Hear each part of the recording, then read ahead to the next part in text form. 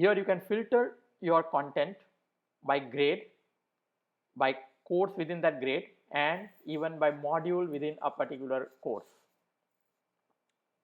The different contents that are supported are pages, collections, assignment, test, student projects, and lesson plans.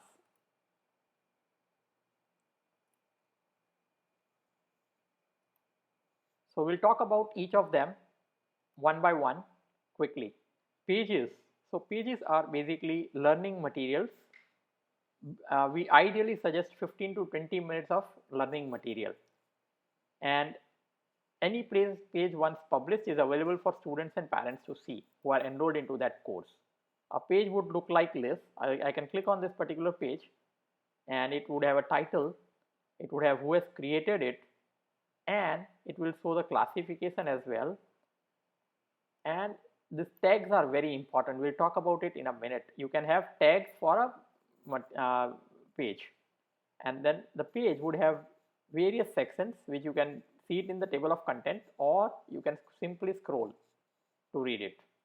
Now pages support images, videos, text, links. It also supports all kinds of mathematical formulas. We use LaTeX for adding mathematical formulas. So this is an example where there is a YouTube video which is embedded and someone can play it directly from here. I can even do full screen from here.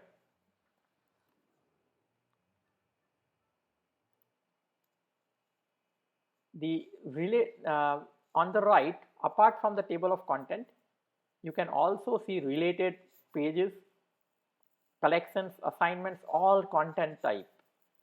And this relation is automatically done by the system based on those tags that we are talking about.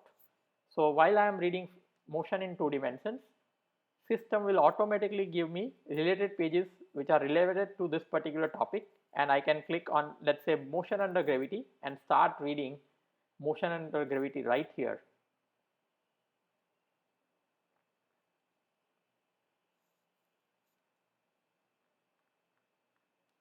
Now creating these pages is also very easy. If you know Word and if you are using Facebook and WhatsApp, you will be able to easily create beautiful pages in the system. To create pages, you can click on create pages icon, which will be visible only to teachers and admin. Students and parents will not be able to add pages. So as a teacher, I can create page. Here I can put a title to the page. I can put some objectives or description for this page.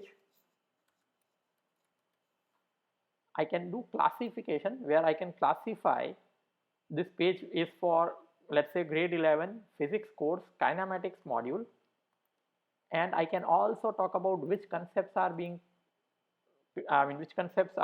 taken care of in this page. So I can select any of the concept which is created in the course level, and I can then start adding sections. So I can say introduction, and here I can, as Word, I can just keep typing. You can even copy paste from your Word or PDF documents that you might have. You can copy paste even in vernacular languages and in any other language.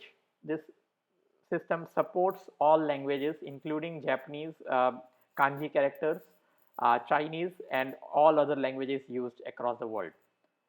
Here I can add an image by just simply clicking image and either putting an URL or selecting an image via upload and choosing a file from my desktop. I can resize the image.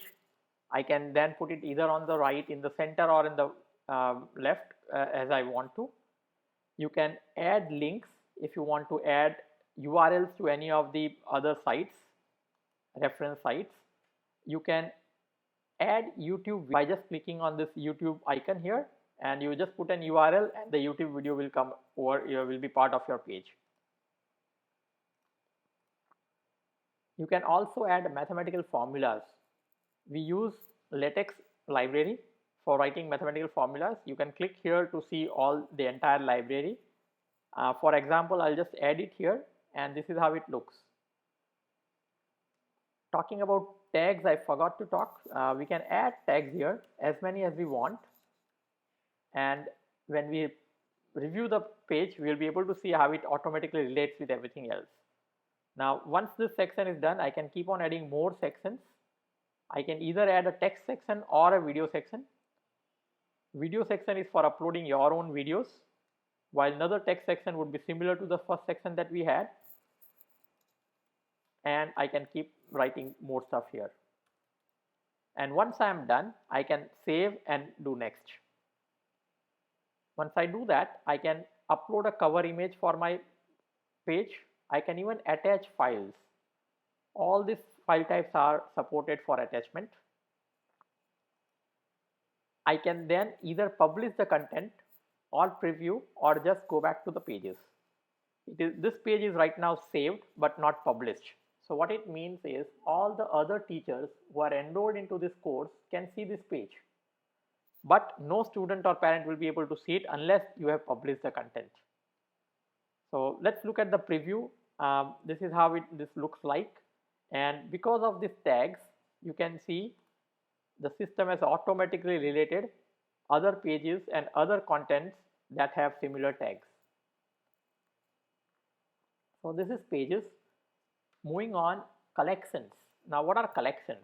Collections are nothing but it's a collection of pages, assignments and tests that you have already created in the system, and the advantage of creating a collection is you can then sequence them as you want. So if I want to create a collection, I simply put a title to the collection and I can start selecting pages based on my selection, and I can just click them to add into my collection. I can even select assignments to add, and similarly I can also select practice test to add here. Now here, once I have selected everything that I need, I can sequence them. Let's say I want these equations as second, so I can just move them around. Similarly, let's say I want this assignment before everything, so I can put that in the front, and then once you are happy with the sequence, you simply save. On saving, the collection will be ready, and all the students, parents who have enrolled into this course will be able to see it. I can read a collection by clicking on it, and on the left I'll see all the pages that are there and the tests and assignments in the sequence that I've given.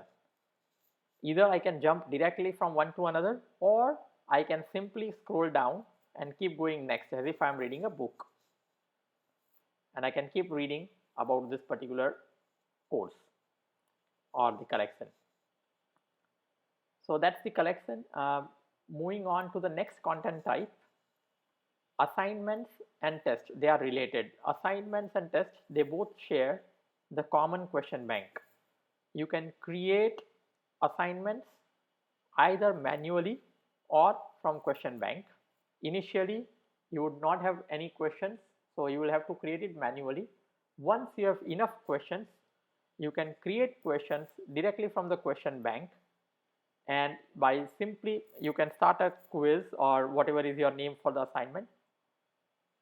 Select the classification. You can even select questions based on the concept if you would like to, and then you can let the system auto generate randomly. You can choose between MCQs, true and false, fill in the blanks, drag and drop, and subjective. Any combination you can choose. For this example, let's pick up only MCQs, and you can say please find 2 easy, 5 medium and 1 hard MCQ question for my given selection of physics kinematics for grade 11, and then I can do fetch question. System will randomly pick up based on the question bank that you already created questions that fit your requirements, and you can see it here.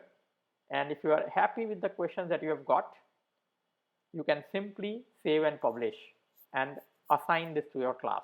So it would take hardly a minute to create a new assignment which you can assign directly to a class. To create questions manually, you can either create directly in the question bank by clicking a plus here, or you can create assignment manually, and on saving that assignment, all the new questions will be added to the question bank automatically.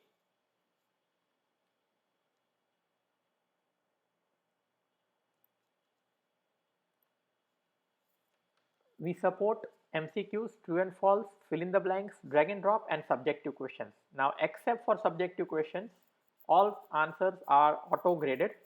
So as soon as a student submits the assignment, they immediately see their answers, and they can also see answer explanation if answer explanation has been maintained.